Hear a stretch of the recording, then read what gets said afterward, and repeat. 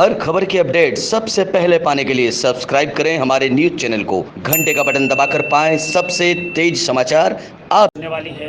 यहाँ पर किस ताकत के साथ कांग्रेस उतरने जाएगी?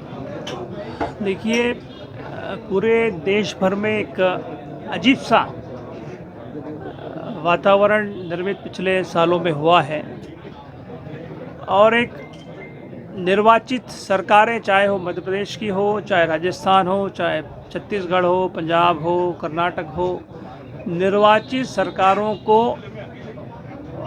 खरीद फरोख्त करके नष्ट करने का काम प्रदेश और देश में हो रहा है। और ये परंपरा अभी पिछले 5-7 सालों में देश में शुरू हुई है, जब से देश का नेतृत्व नरेंद्र मोदी और अमित शाह करने लगे हैं।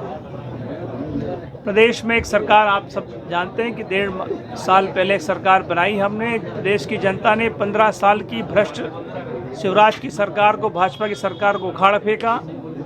कमलनाथ जी हमारे मुख्यमंत्री बने, कांग्रेस की सरकार बनी और हमने पूरे समूचे प्रदेश का विकास करने का काम कांग्रेस पार्टी ने किया। कुछ माह पहले आपने देखा होगा जो घटनाक्रम प्रदेश में हुआ, एक नेता जिसको कांग्रेस पार्टी ने अपने माथे पर बिठा कर रखा, सालों तक उसके कांग्रेस पार्टी ने उसका नेतृत्व स्वीकारा, वही सिंधिया ने कांग्रेस के छाती में छुरा घोंपा और एक निर्वाचित कमलनाथ जी की सरकार को गिराने का काम किया। और आप देख रहे हैं कि आज पिछले 4 महीनों में 27 जगह इस तरह की घटनाक्रम पूरे प्रदेश भर में हुए। बड़े पैमाने पे हॉर्स ट्रेडिंग और मनी ट्रैप में विधायकों को फंसाने का काम करके एक निर्वाचित सरकार को बदलने का काम प्रदेश में हुआ है।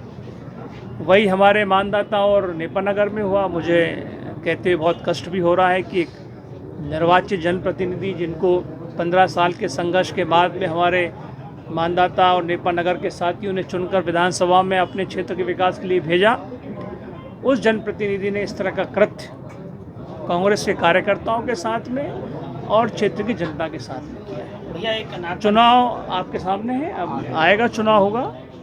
हम सभी वरिष्ठ नेता यहाँ आप देख रहे हैं बैठे हुए हैं। जो निर्णय हमारे शीर्ष नेतृत्व करेगा वो हम उसको स्वीकार करेंगे और जनता के बीच में पुनः जाएंगे। जिस तरह से जनता ने हमको 18 के चुनाव में आशीर्वाद दिया था, एक जनप्रतिनिधि चुना था, पुनः उससे आशीर्वाद लेंगे।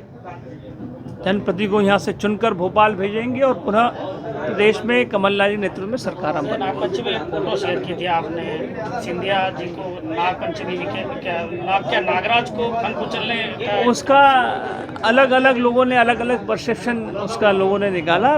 वो मेरे पुराने दोस्त हैं, मेरे साथ सांसद रहे हैं, मंत्री भी रहे हैं हम लोग। अब पता नहीं मीडिया ने क्यों उसको किस तरह से टेकअप किया, मुझे जानकारी नहीं। मैं तो सामान्य तौर पर उनको बधाई दी। भगवान कृष्ण ने जिस तरीके से मान मर्दन किया था कालिया नाग का, क्या वो यदुवंशी है? अब ये तो चुनाव समर में ही पता चलेगा। और मैंने तो स्पष्ट कहा है कि जिन लोगों ने एक मात्र संस्था के साथ में धोखा किया है, उसको देश की और क्षेत्र की जनता माफ़ करने नहीं करने वाली है। और हम एक बड़ा संघर्ष प्रदेश में करेंगे और पुनः एक स्थापित सरकार को लेकर आएंगे। ये आपकी सिर्फ से लड़ी? मैं कहीं से नहीं चुनाव लड़ने वाला हूँ, ये मैंने तय कर लिया। मुझे तो कई विधानसभाओं से ऑफर भी हमारे साथियों ने दिए, लेकिन अभी हमारी जिम्मेदारी है कि हम मानदाता और नेपानगर की सीट जिताकर पुनः कांग्रेस की झोले में डालें। अच्छा, जो जन चर्चा है कि जो मानदाता सीट खाली हुई है, इसके पीछे आपकी एक बहुत बड़ी लॉबी है कि कहीं न कहीं आप चुनाव लड़ने वाले हैं, मैदान तैयार किया गया है, क्या इसमें कितनी सच्चाई है? बिल्कुल गलत और अधूरी जानकारी आपके सामने है। मैं तो सांसद का चुनाव लड़ चुका हूँ, यहाँ से 4 बार लड़ चुका हूँ और बड़ा आशीर्वाद मुझे साथी कार्यकर्ताओं ने दिया है। मानदाता का घटनाक्रम हमारे आपके सामने है। जो निर्णय पार्टी करेगी वो हमारा उम्मीदवार यहाँ पर होगा।